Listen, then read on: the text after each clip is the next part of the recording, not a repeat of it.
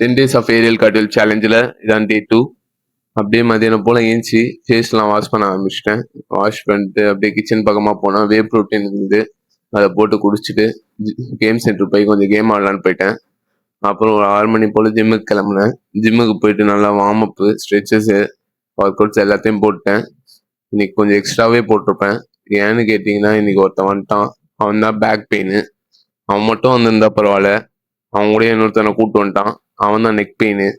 அவங்களாம் வந்தனால இன்னைக்கு கார்ட்வீல் அடிக்கலாமா வேணாமா யோசிக்க வேண்டிய நிலைமைக்கு போயிட்டேன்.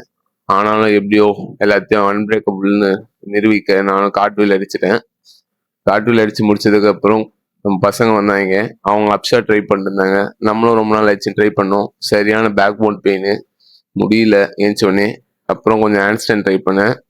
பழைய வீடியோவுக்கு இந்த வீடியோவில் நல்லாவே பண்ணியிருப்பேன்.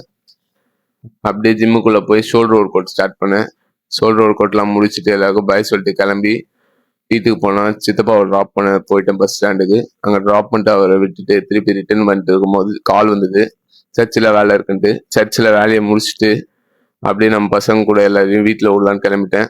பேசிட்டே கிளம்புனதுல எல்லாரையும் வீட்டில் விட்டுட்டு நானும் கிளம்பிட்டேன். அப்படியே இந்த வீடியோவை முடிச்சுட்டு நானும் போய் தூங்கிட்டேன். பாய்.